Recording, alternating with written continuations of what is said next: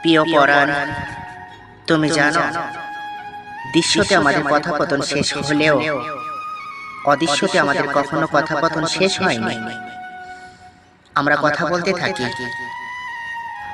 সেই সব সময়ের সাথে, অনুভূতির সাথে, যা ছিল আমাদেরকে ঘিরে। এখনো মাঝে মাঝে পোষায় সে সকল সময়। এমন ভাবে এক করে অনুভূতি নিয়ে আমরা দরজায় এসে দাঁড়াই, ক্ষেপে সমুদ্রের মতো এমন নিষ্ঠুরতা নিয়ে আছড়ে পড়ি বুকের ওপর। অদ্ভুত এক যন্ত্রণাতে আমি ভেঙে চড়ে ভেসে যাই। আমি আজকাল অনেক আকাশ দেখি। দুঃখজনক হলো সত্যি যে আমি থাকাকালীন আমি কখনো এভাবে মুগ্ধ হয়ে আকাশ দেখিনি।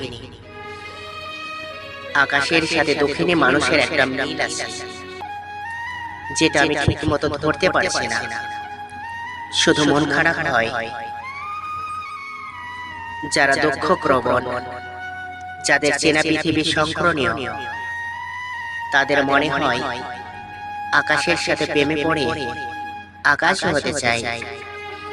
আমিও কি তাহলে আকাশের মতো আকাশ হতে যাচ্ছি? মানুষ কি আদৌ আকাশ হতে পারে? আমি এখন আকাশে ভেসে বেড়ানো সাদা সাদা মেঘের দিকে তাকিয়ে বসে আছি, কিছুই করছি না, কোনো অর্থ খুঁজি না, শুধু তাকিয়ে আছে। মনে হচ্ছে ঠিক মেঘের মতো সরে যাচ্ছে আমার পায়ের নিচে থেকে মাটি। আমাদের মধ্যে এখন যে দূরত্ব, সে দূরত্ব কিলোমিটারে মাপা যাবে না। সেটা হয়তো মাপা যেতে পারে অপেক্ষিত সময়, উপেক্ষিত হাসি এবং স্মৃতিতে বন্দী থাকা সম্পর্ক দিয়ে। কখনো কখনো মনে হয় তোমার এই না থাকা অভাবের সঙ্গে, তোমার অনুপস্থিতির সঙ্গে। কিন্তু সবশেষে বুঝতে পারি আমি অভ্যস্ত নয়, আমি কেবল ক্লান্ত হয়ে গেছি হিসাব করতে করতে। আমি আজকাল বাঁচতে চাইছি উনুনে চা বসে, কাঁচা রোদের জন্য অন্ধকার কারখানার জানলা খুলে দিয়ে। নিজেকে বোঝাচ্ছি যে এই অনুপস্থিতি এত বড় কিছুই নয়, সময় ঠিক হয়ে যাবে। অথচ কিছুই ঠিক হয় না।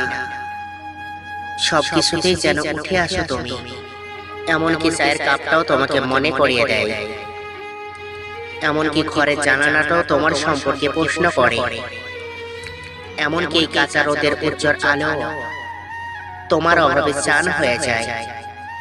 তুমি জানো না তোমার বিয়োজকের পর কিভাবে জীবনে ছোট্ট ছোট্ট বিস্তারিত ভালোবেসে বেঁচে থাকার অনুপ্রেরণার চেষ্টা করে যাচ্ছি, ভালো থাকার লড়াই চালিয়ে যাচ্ছি। কিন্তু এইসবের কি আর মানে হয়? আমি আজকে যে কবিতাটা লিখেছি, এই ভিডিওতে সেটা শেষ করতে পারলাম না, কারণ ভিডিওটা অনেক লং হয়ে যাবে। বাকি অংশটুকু নেক্সট ভিডিওতে বলবো ইনশাআল্লাহ।